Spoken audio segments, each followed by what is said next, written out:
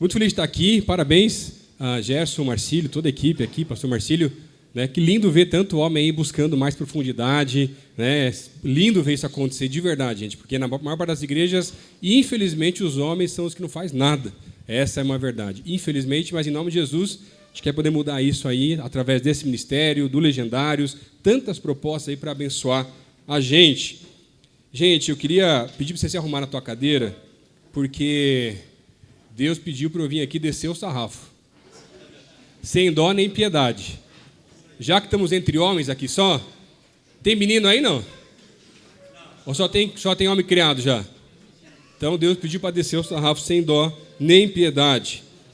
Sabe, uma das maiores dificuldades do ser humano, ou melhor, do homem, é o orgulho. É muitas vezes assumir a nossa culpa. Hoje eu quero falar com vocês sobre as vestes do arrependimento, que nós precisamos usar algumas vezes, mas nós muitas vezes não queremos usar. Mas isso é muito antigo, porque na verdade vem desde Adão, quando Deus vai lá e encontra Adão e Eva escondidos, perguntando o que aconteceu. O que Adão responde, ao invés de assumir a culpa da parte dele? Olha, a mulher que tu me destes me levou a tal coisa.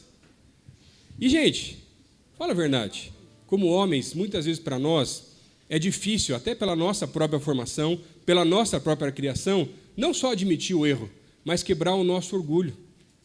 Mostrar para nós e para a nossa família que talvez nós não somos tão bons assim. Que talvez nós também tenhamos muitos e muitos erros, como eu também tenho vários. E sabe, muitas vezes, uma das coisas mais difíceis que eu vejo na nossa caminhada cristã é que até aquilo que é bom, que é de Deus, o ser humano consegue estragar. Quer ver um exemplo? Outro dia eu estava passando aqui no corredor da igreja para ir embora. Aí tinha um pessoal de laranja aí, alguns legendários, numeração lá por 30 mil e pouquinho. Chegaram para mim e falaram assim, pastorzão, quando é que você vai para o Legendários, pastor? Falei, meu irmão, você não sabe com quem você está falando. Legendário 13.614, meu irmão. Faz tempo que eu já fui. Só não consigo voltar por causa das crianças pequenas. Falei assim, cuidado, porque às vezes a quantidade de novas coisas que a gente borda na nossa camiseta começa a gerar orgulho no nosso coração. E quem é legendário sabe. Você participa uma vez, você ganha a primeira pista para bordar. E você quer bordar todas elas. Daqui a pouco não tem nem espaço mais. Mas às vezes o problema é que você não dá assistência em casa. E passa tanto final de semana longe de casa. E por mais que a gente precise de ajuda, e você tem que estar lá ajudando a gente também como voluntário. Você que não foi, tem que ir. Você que já foi, tem que ir lá ajudar a trabalhar. Mas será que uma ou outra vez não dá para ficar em casa e fazer uma viagem com a família? Um final de semana especial? Sabe qual é o problema? Nós, como homens, muitas vezes nos esquecemos do nosso papel diante de Deus e da nossa família. Nós somos sacerdotes do nosso lar. Quando eu casei com a minha esposa, a gente começou a tentar encontrar várias formas de ter um tempo de devocional juntos. E eu quero conversar para vocês aqui a minha frustração, porque a gente nunca conseguiu. E eu sou pastor, gente. Entre as dinâmicas, muito antes das meninas chegarem, nossas filhas, a gente não conseguia encaixar e não dava certo, ou passava o tempo e ficava tarde demais, ou a gente queria assistir mais um episódio daquela série que a gente gosta, e aí você não tem mais força, não tem mais vontade, e não consegue fazer. E aí eu lembro que algumas vezes, não, vamos combinar, então vamos começar a orar toda noite junto antes de dormir. A gente orava 1, 2, 3, às vezes uma semana. Na outra semana eu esquecia. Mas ela não queria me cobrar. Você sabe como que mulher é, né, gente? Ela quer que você faça. É quase ter uma bola de cristal no negócio lá, mas ela não quer falar o que você tem que fazer. É ou não é verdade que é assim? E você fica lá perdidinho às vezes. Só que o problema é que daí ela não falava, eu também esquecia, ou às vezes, para ser bem sincero, não tinha vontade. Sabe por quê? Como pastor, eu venho para trabalhar na igreja, oro com um monte de gente. Sabe que uma das coisas que eu menos quero fazer de noite? Orar. Eu já fiz devocional de manhã, estou bem com Deus, e eu estou cansado, gente. É pecado? Deixar de orar com a esposa, sim. Ainda mais se tiver combinado. E aí, passaram-se anos nesse vai e volta, mas nunca conseguimos ter constância nisso. Depois de uns 6 ou 7 anos de casado, um dia, eu estava fazendo devocional em casa, conversando com Deus nas minhas manhãs. Agora não é mais manhã, né? Porque com 2 crianças pequenas em casa, é madrugada, é qualquer horário que dá, menos as manhãs, e ainda mais agora no salto, que a mais nova está tendo. Né? O salto é ornamental, gente, o negócio está forte lá em casa. Ora por mim, por favor, aí. Última madrugada foram só 5 vezes que a gente acordou, mas está tudo certo. E aí, Deus me deu uma juntada e falou assim, Lucas, Quem é o sacerdote dessa casa? Por que você está negligenciando aquilo que eu já coloquei sobre a tua responsabilidade? Por que você espera que a tua esposa venha fazer? Por que você espera que qualquer outra pessoa possa fazer por você aquilo que eu já disse que é você que tem que fazer? Está na Bíblia, gente. Você é o sacerdote daquela casa. Você tem que assumir as rédeas daquele lugar. Não para mandar, não para dominar, mas para servir. E para levar a parte espiritual, as direções do Senhor, juntamente com essa casa. E aí, como diz o Chaves, volta o cão arrependido, com o rabo entre as pernas. Fui lá conversar com a minha esposa. Para fazer o quê? Pedir perdão. Falei, perdão, porque nos últimos anos, mesmo como pastor, eu não fui o sacerdote dessa casa.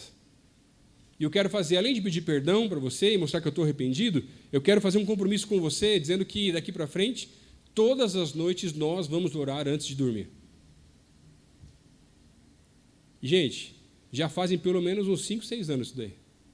Teve fases que eu estava viajando, ou ela estava viajando, e por mais que às vezes não dá para fazer a ligação, que tem um fuso horário diferente, a gente continua orando um pelo outro. Por quê? É compromisso, é responsabilidade. Sabe o que é isso daí? Hombridade, que às vezes falta para mim, e falta para muitos de nós também. E hoje eu quero falar com você sobre essas vestes do arrependimento. Eu acho muito interessante a história do profeta Jonas. Sei que é uma história muito conhecida, mas eu queria olhar para ela com uma ótica um pouquinho diferente, que eu confesso para vocês que eu nunca tinha percebido dessa mesma maneira. Jonas, esse profeta fujão, que era um sacerdote, na verdade, que já tinha feito vários sacrifícios também, ainda com o tempo do tabernáculo, ele foge daquilo que Deus queria que ele fizesse, que era poder pregar para um outro povo, que era seu inimigo, que ele não queria pregar, que ele não queria fazer, mas Deus dá uma direção, e ele acha que pode fugir de Deus, vai para o barco, o pessoal começa a lançar as sortes, cai sobre ele, jogam ele para fora do barco, ele é engolido por um peixe. E é muito bonito, na verdade, a oração que Jonas faz no capítulo 2 do livro de Jonas. Você pode ver depois até, quando ele vai falar sobre ele estar tão longe ou tão profundo, no fundo do oceano, dentro da barriga daquele peixe, que ele sentia que Deus estava distante dele também. Mas ele faz uma oração e diz, Deus, se o Senhor me der mais uma chance, eu vou cumprir aquilo que o Senhor queria que eu fizesse. Eu vou cumprir o meu sacerdócio. Ele é lançado 3 dias depois numa praia, vai para Nínive, mas ele está tão ferido, na verdade, por causa dos sucos gástricos, da digestão daquele peixe, que ele começa a usar algumas roupas que pareciam-se muito com as vestes de arrependimento da época dos tempos bíblicos, onde quando alguém estava arrependido, para mostrar que estava arrependido, primeiro ele rasgava as vestes pela indignação que ele tinha por algum erro, por alguma coisa que tinha acontecido, e ele vestia panos de saco. Mas aquele homem, mais do que panos de saco, estava cheio de trapos, tentado enrolar para tentar ajudar a segurar um pouco as feridas e as debilidades que ele tinha ali na pele naquele momento. E ele começa a pregar naquela cidade um sermão de arrependimento. Abre a tua Bíblia aí no livro de Jonas, capítulo 3. Quero ver só um versículo com vocês aqui. É esse texto que eu quero usar hoje para a gente poder entender um pouco mais da palavra de Deus nessa noite. Jonas, capítulo 3, versículo 8. Diz assim: Cobri-vos de vestes de arrependimento e lamento, tanto as pessoas como os animais, e todos os cidadãos orem a Deus com todas as suas forças. Cada pessoa abandone o seu mau caminho e toda atitude violenta. Vamos orar mais uma vez? Deus, fala conosco agora através desse texto, nos ajuda a entender aquilo que o Senhor quer falar aos nossos corações. Fala com cada um de nós, cada um tem as suas lutas, as suas dificuldades, mas todos nós precisamos entender o nosso sacerdócio na nossa vida e também na nossa casa. Nos abençoa aqui, nos dá entendimento da Tua palavra. Essa é a nossa oração, no nome de Jesus. Amém. Quando a gente fala sobre vestes de arrependimento, eu tenho recentemente estudado muito sobre o sacerdócio, ainda com a titulação de Deus, quando Deus coloca várias orientações para Moisés trazer para Arão e para os futuros levitas, sacerdotes. Eu acho muito bonito porque é preparar toda uma roupa especial para que eles pudessem servir ao Senhor. E sabem, nos nossos dias, o arrependimento não tem a ver com as roupas do passado. Uma roupa para poder servir ao Senhor ou uma roupa para mostrar que eu estou tão arrependido. Mas o arrependimento tem a ver com atitude. Se a nossa atitude não muda com relação àquilo que nós fizemos de errado, nós, na verdade, não estamos realmente arrependidos. E será que você tem conseguido colocar roupas de arrependimento? Será que talvez por causa do orgulho, por causa da vergonha, por causa de qualquer outra situação que talvez venha à tua mente, à medida que o Espírito vai falando no teu coração de alguma coisa que você precisa ajustar talvez aí na tua vida, no teu trabalho ou até em casa, quem sabe, Não são essas coisas que têm te impedido de viver esse arrependimento? Sabe, o arrependimento é uma das maiores chaves no reino de Deus para que a gente possa ter mais intimidade com o Senhor. Porque se a gente não se arrepende dos nossos pecados, a gente vai simplesmente se afastando dele. E a gente decide o que o texto vai dizer, que é o primeiro ponto que eu quero trazer para você hoje, cobrir. O texto vai dizer, cobri-vos de vestes de arrependimento. O problema é que às vezes nós queremos não nos cobrir com estas vestes, porque quando fazemos isto as pessoas percebem que nós estamos arrependidos, que nós erramos e pagamos um preço por isso. A nossa imagem é afetada. Nos veem com olhos diferentes, por talvez algumas pessoas, por muito tempo, não consigam te tratar do mesmo jeito que tratavam antes. De certa forma, é uma humilhação. O problema é que muitas vezes o que nós queremos fazer é cobrir para debaixo do tapete os nossos próprios erros. Quando eu estava com uns 2 anos de casado, eu lembro que antes de casar eu pensava assim, eu tinha tentado resolver, tive muito problema na adolescência com pornografia, que infelizmente acredito que a maior parte dos homens já teve ou ainda tem. E aí, um pouco mais perto de casar, eu fui cada vez tentando resolver mais e diminuindo cada vez mais o tempo, a periodicidade. Graças a Deus tinha conseguido me livrar daquilo em nome de Jesus. E eu achei que casando, então, nunca mais ia ter problema. O que é uma mentira. E quando você é solteiro, jovem, adolescente nessa igreja, você junta os homens para falar, todo mundo começa a confessar. Agora, quando sentamos numa mesa como essa aqui, com outros homens com idades parecidas, já casados, até com filhos, isso é uma vergonha. E sabe, eu atendo muitos jovens aqui dessa igreja, que me falam assim, pastor, eu tenho problema nessa área, mas eu tenho um nojo por isso. Eu falei, por quê? Além de ser pecado, porque por diversas vezes eu já vi meu pai de madrugada na frente do computador fazendo a mesma coisa. E, gente, não é incrédulo, crente, líderes na igreja. Qual que é a mensagem que nós estamos passando para os nossos filhos? Mas eu não quero sentar numa mesa com a minha família e confessar para a minha família que eu estou errado. Sabe por quê? Porque eu não estou arrependido. Porque, na verdade, eu não acredito que eu posso mudar. Que eu não tenho força. E que talvez eu não consiga passar daquilo. E quando eu estava casado lá há 2 anos, achei que estava tudo certo. E aí começou a correria, aquela coisa toda. Um dia em casa, vendo um filme que não tinha nada a ver com nada, não era intenção, aparece aquela cena. Que você normalmente passa para frente. E, gente, vamos falar a verdade, hoje em dia tem muita coisa que não dá nem para assistir mais, gente. Está terrível. E acabei errando. E caí mais uma vez na pornografia.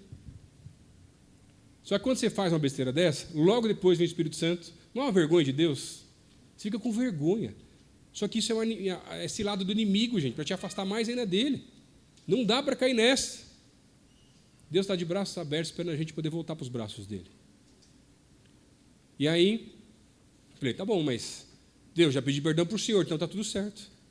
Aí Deus falou assim, mas você não é casado? E às vezes, nós como homens não conseguimos entender o coração de uma esposa. Para uma esposa, uma atitude dessa, onde você vê alguma outra mulher, tá, ou algum outro ato para se resolver sozinho, para a mulher isso é traição. Vou ser bem claro aqui, gente. Ela não consegue entender que o homem pensa diferente, que o homem é visual, que não sei o quê, que a mulher é mais coração. E, gente, vamos falar a verdade, pode ser, é verdade. Mas continua sendo desculpa de que você não tem domínio próprio. E aí eu caí, e toda semana ali em casa, naquela época, nós tínhamos um quadro atrás da porta de casa, que nós colocávamos um versículo para decorar. Naquela semana, sabe qual versículo que era? Tiago 5,16. Confessai os vossos pecados uns aos outros para serem curados, muito pode a oração de um justo em seus efeitos. Viu? Vai, bonzão. 3 dias eu levei para ter coragem de falar com ela. Porque, na verdade, por diversas vezes, as vozes que eu ouvia, eu falei assim, foi só uma vez. Ela não vai saber de nada.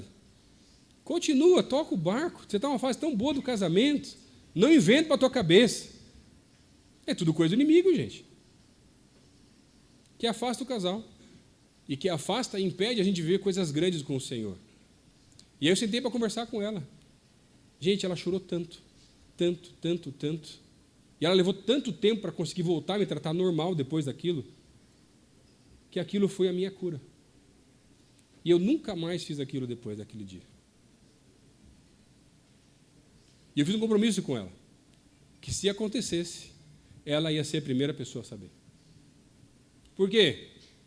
É palavra de homem ou palavra de menino? Que tipo de palavra você está dando para os teus filhos? Que tipo de palavra está dando para a tua esposa? Que tipo de palavra está dando no teu trabalho? Gente, além de homem, a gente é crente. Seja o sim, sim, sim. Sim, sim, não, não, gente. Não tem conversa. Vamos ver se de repente vamos fazer talvez a nossa oração todas as noites. Não, meu irmão. Veste logo as roupas corretas de sacerdote. Assume a tua responsabilidade em casa. E comece a tratar diferente a tua esposa, tua família, e para de tentar encobrir aquilo que não deve ser encoberto. A segunda maneira que esse texto nos mostra aqui, para a gente poder vestir as vestes corretas, ele vai falar sobre a oração. Ele vai falar sobre a oração com todas as suas forças. Desde pequeno eu sou ensinado na igreja que nós precisamos orar para ter um tempo de devocional, se relacionar com Deus, orar antes dos alimentos, orar antes de dormir, orar com a esposa, orar com os filhos. Mas alguma vez você já orou com todas as suas forças por alguma coisa? Normalmente nós fazemos isso quando estamos desesperados, quando precisamos de um milagre, quando não temos outra direção ou outro caminho. E isso era o que o povo de Nínive estava fazendo. Quando ouviu a mensagem de Jonas, eles estavam desesperados porque perceberam que Deus ia acabar com aquela sociedade toda, com todo aquele povo, se eles não se arrependessem. O problema é que às vezes a gente não consegue fazer isso. E a gente não consegue orar com todas as nossas forças. Você já teve algum problema na vida que para você buscar a retratação, o perdão, o arrependimento, você orou com todas as suas forças? Eu vi a história de um pastor que alguns anos atrás ele admitiu que, infelizmente, por causa do ministério, ele tinha errado com o seu filho. E o seu filho, já jovem, não mais queria seguir nos caminhos do Senhor. Porque aquele pastor, que cuidava da igreja, que atendia todo mundo, cuidava de todo mundo, não conseguiu dar a atenção necessária que o seu filho teve. Gente, se em algum momento meu ministério atrapalhar o meu papel como sacerdote das minhas filhas, eu largo tudo. Volto para casa. Desligo o celular para nem me procurarem mais, nem me encontrarem de jeito nenhum. Elas são muito pequenas ainda. Mas eu consigo ver elas pedindo para orar, seguindo o exemplo dos pais. Por quê? Eu tenho um compromisso. E sabe um dos motivos que eu falei para o Gerson que eu não podia, que era muito difícil para eu conseguir estar aqui hoje também? Todas as noites, das 7 às 8h30 da noite, é o horário que eu fico com as minhas filhas para dar banho nelas, fazer dormir e orar com elas. E hoje eu troquei para estar aqui com vocês, seu bando de pecador miserável. Admite aí que você é, não é? Eu sou, mas não quero mais ser em nome de Jesus. Mas a gente faz os combinados em casa, está tudo certo, fiquem tranquilos, tá? Não tem nenhum problema. Tem várias vezes que tem que furar, não tem jeito, né? Mas a maior parte das vezes eu consigo estar. Porque eu não quero terceirizar com ninguém. A igreja não é o agente principal, ela vai ajudar na construção delas. Mas é o pai e a mãe. Será que não está faltando a gente vestir essas vestes e orar com mais força? E esse pai, sabe o que ele fez? Não satisfeito, falou, cara, meu filho não pode se perder. Ele tentou de tudo, colocou em acampamento, orou por ele, tentou todas as estratégias, ligou para o pastor de jovens, tentar na casa dele, aquela coisa que todo pai desesperado tenta fazer. Que também não dá certo, porque essa é uma obra do Espírito. Ele falou assim, então tá bom, eu vou fazer um compromisso com o Senhor e eu vou jejuar todos os dias até ele voltar para os caminhos do Senhor. Isso é uma oração violenta. Alguém quer pagar o preço por um erro que cometeu no passado. Sabe quantos dias aquele homem jejuou? 33. 33 dias depois, aquele homem debilitado, muito fraco, encontra seu filho no quarto, tendo uma experiência maravilhosa com o Senhor. E o que moveu o coração daquele jovem foi o compromisso do pai dele com Jesus. Falar, olha, por ele eu faço qualquer coisa. Será que não está faltando alguma oração violenta nas nossas famílias? Será que não está faltando jejuar mais, talvez? E pagar o preço? Porque o que falta na oração, sabe o que falta para a gente? É pagar o preço. Acordar mais cedo, dormir mais tarde, colocar a nossa vida, dos nossos que o Senhor colocou sobre a nossa responsabilidade, esse preço.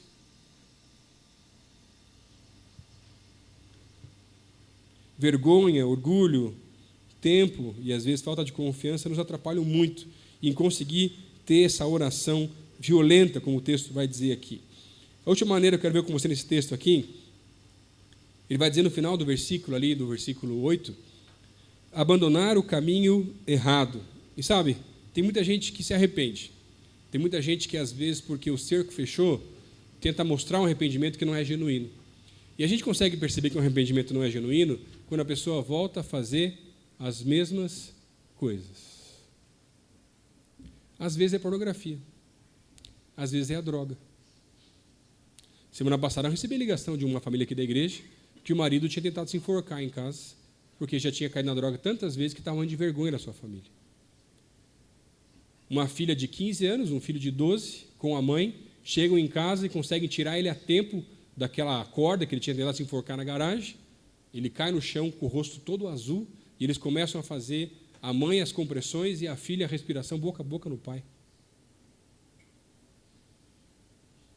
Gente da nossa igreja. Daqui de casa, gente. E aquele homem falou assim, quando voltou em si, por que vocês não me deixaram morrer? É alguém que não consegue ser o sacerdote da sua casa. E sabe,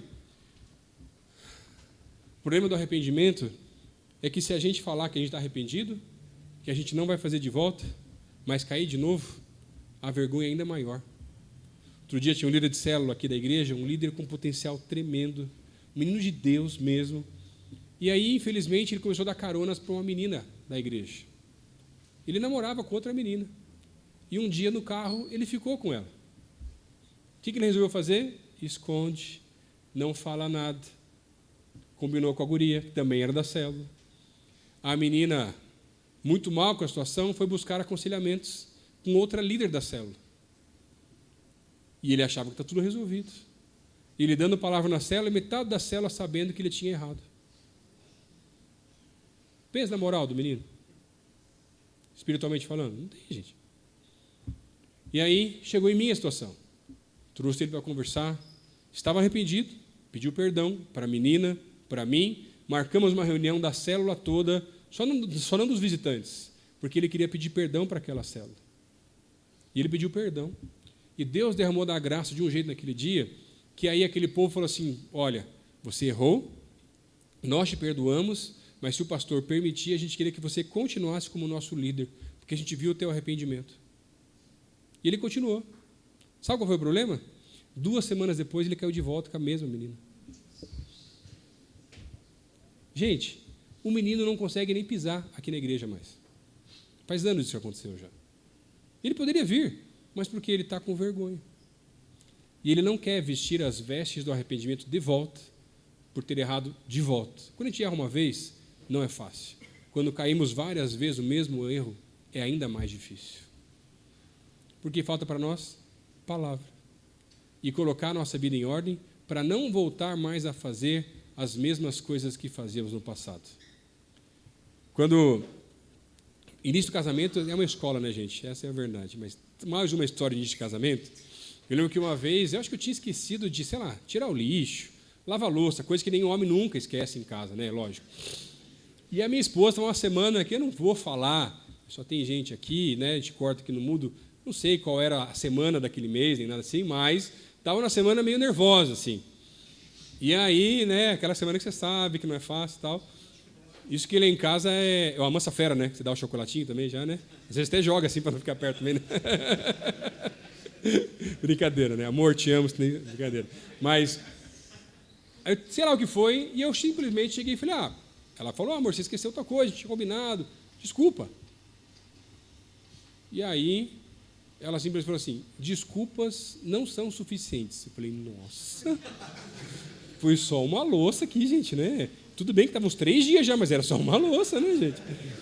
Não é possível e tal. Eu falei, tá bom. E ela ficou meio estranha comigo um tempo até, assim. Falei, nossa, o que está acontecendo aqui nessa casa, né? Só que isso foi acontecendo várias vezes no início do casamento. E todas as vezes que eu fazia uma coisa errada, ou que eu esquecia de fazer alguma coisa, eu falava, desculpa, como qualquer pessoa normal faria. Mas eu percebia que ela não gostava. Depois de inúmeras vezes, inúmeras tentativas de entender a revelação do alto que acontecia com aquela mulher que não estava entendendo mais nada, eu falei assim, Deus, então me mostra.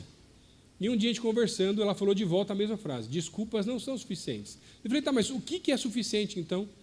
Aí ela falou, quando você pede desculpa, desculpa é quando você está passando por algum lugar, esbarra alguma coisa, derruba sem querer, desculpa. E provavelmente, você não faz de novo aquele negócio, porque você não vai passar por aquela situação. Isso é pedir desculpa. O que você tem que pedir para mim é perdão. Perdão é quando você pede desculpas, mas além de pedir desculpas, está me mostrando que você vai fazer todo o teu esforço para não mais errar nessa mesma área. Essa lição é de graça para você, viu, irmão? Para de pedir desculpa e pede perdão em casa, que vai facilitar bastante a tua vida lá. Agora, qual o problema? Se você pedir perdão, mas continuar fazendo as mesmas coisas, o caldo vai engrossar pior ainda também. E sabe, quando eu olho para a vida de Jonas, e esse texto acho que foi muito profundo para mim, essa primeira parte do versículo 8 ali do capítulo 3, vestivos de vestes de arrependimento. Ele já estava com as vestes, porque ele tinha errado e estava pagando o preço pelos seus erros. E Deus, inclusive, usou toda aquela história para abençoar todo aquele povo, para que eles pudessem se converter daqueles maus caminhos. Mas será que você está disposto a, talvez, se preciso for, se vestir com vestes de arrependimento? Onde a tua vida, que está muito boa agora, vai ter gente na tua casa, os teus filhos, pessoas que trabalham com você, que não vão conseguir olhar por um tempo para você da mesma maneira. Mas o inimigo continua dizendo para a gente, deixa para lá, isso é papo de pastor. E as maiores coisas que eu experimentei na minha vida cristã, com Deus, vieram depois de grandes momentos de arrependimento, onde a minha conexão com o alto ficou cada vez mais forte. Brincadeiras à parte, para mim, descer o sarrafo é dizer assim, meu irmão, está na hora de você ser o sacerdote da tua casa. Talvez até seja. Tem conseguido fazer, mas dá para melhorar um pouco mais? Será que os cafés da manhã na tua casa não podiam mudar? Ou o almoço, ou o jantar, ou o momento que você tem com a tua família, e ao invés de falar sobre tantas outras coisas e os problemas de todo mundo, não é para começar a compartilhar com os teus filhos, com a tua esposa, as bênçãos que Deus revelou no teu devocional, os milagres que Ele tem feito, os pedidos de oração que você tem colocado? Estou esperando um pouquinho minhas filhas crescerem. Eu tenho um compromisso com o Senhor que todos os anos eu leio a Bíblia uma vez por ano. Já fazem alguns anos. Eu sei quanto tempo faz, mas eu não conto mais para as pessoas. Lembra que eu falei no começo? Até as coisas boas a gente consegue estragar, porque eu comecei a perceber que eu fiquei orgulhoso com isso. Então pode ser que foi no passado, pode ser que foi mais, menos, não tem problema. O importante é, eu faço isso todos os anos, já faz um tempo. E daqui a um tempo, quando minhas filhas ficarem mais velhas, cada ano que eu fizer, vai ser uma Bíblia que eu vou fazer e vou anotar a Bíblia inteira, com vários textos, mensagens, marcações que eu vou dar de presente para elas. Isso também é ser sacerdote. É você voltar da igreja perguntando para os teus filhos o que eles aprenderam. Como é que foi isso, como é que foi aquilo. São mais velhos, talvez simplesmente pedir para orar com eles. Quais são os pedidos de oração? Porque talvez o relacionamento está muito quebrado. E quando a gente deixa muito tempo passar, é mais difícil resolver. Mas não é impossível. Mas tem que ser pago um preço. Que no começo vai ser bem mecânico. Mas precisa ser feito. Para que você possa ser uma bênção ainda maior na tua vida, na tua família, com os teus filhos, com a tua esposa, com as pessoas que você trabalha. Quando chega um homem de Deus em algum lugar, que é sacerdote não só em casa, mas na sua vida, as pessoas percebem a diferença. Antes de ser pastor, eu era bancário, trabalhava com marketing no HSBC, ali no Palácio Avenida. E, gente, eu viajava o Brasil inteiro fazendo evento para tudo que é lado. Mas as pessoas que trabalhavam comigo não só sabiam que eu era da igreja, mas toda segunda-feira eu brincava que era o confessionário do Lucas. Eu nem era pastor na época. E o pessoal vinha do lado da minha mesa simplesmente para pedir perdão pelos pecados e pedir oração pelas presepadas que tinham feito no final de semana. Está faltando homem de Deus, gente. Das nossas casas, das nossas famílias. Está faltando homem de Deus na nossa igreja. E essa igreja vai ser cada vez mais diferente quando os homens de Deus entenderem o seu papel, em nome de Jesus. Amém? Pode deixar a tua cabeça no teu lugar aí rapidinho. Deus, eu quero te agradecer por esse tempo, por exemplo, tua presença. Porque tantas vezes, como Jonas, a gente olha aquela história que parece uma história tanto de criança por causa do peixe, aquela coisa toda, mas essa é uma história muito séria e muito profunda, de um homem que resolveu fugir da sua responsabilidade. E era também um sacerdote do Senhor. Eu quero te pedir, Deus, hoje, não nos deixe mais fugir da nossa responsabilidade. Não importa se a esposa já dormiu, se as crianças talvez já dormiram, como hoje, no meu caso, uma já dormiu, eu vou lá na porta, eu vou orar na porta, para em nome de Jesus não acordar ela. Mas, Deus, eu quero te clamar hoje aqui e pedir, Pai, nos ajuda, nos dá forças do alto para assumirmos a nossa responsabilidade como pais, maridos, homens de Deus, por onde passam, nos seus trabalhos, nas faculdades, nas famílias, Pai, em nome de Jesus, Deus. Que as pessoas possam olhar para a gente, talvez por um tempo com veste de arrependimento, mas quando nós tirarmos as vestes do arrependimento, possamos vestir novamente as nossas vestes de sacerdotes. Porque isso era o que os sacerdotes faziam antes de entrar na sua presença. Primeiro eles precisavam se purificar e entregar diante do Senhor tudo aquilo que eles tinham feito de errado. E se não fosse assim, eles não podiam permanecer na tua presença e caíam fulminados naquele lugar, Pai. Por isso eu quero te pedir, Pai, nos ajuda. O cristianismo é coisa séria. As nossas famílias são coisas seríssimas. Nós queremos ver as nossas famílias aqui crescendo, se tornando homens, mulheres de Deus, em todos os lugares pelos quais eles passarem, Pai. Em nome de Jesus, Pai, nos abençoa, para que todos aqui possamos ver várias gerações à frente, se tornando muito melhores do que nós já fomos. Mas isso é fruto de uma semente de arrependimento colocada nos corações da nossa família. Pai, por favor, Senhor, essa é a minha oração, Deus, no nome de Jesus. Amém. Se você estiver em Curitiba, você precisa vir numa reunião do Legacy, viu? Quero te falar isso porque há um clima diferente no ar aqui que só estando aqui você vai poder ver. Você vai poder sentir, porque o Espírito está agindo aqui no meio de nós, viu? E se você estiver aqui, tenho certeza que você vai ter uma percepção diferente. Então você é nosso convidado para participar num próximo encontro Legacy, numa próxima segunda-feira, às 18h30. Vem para cá, vem desfrutar do que Deus tem para você.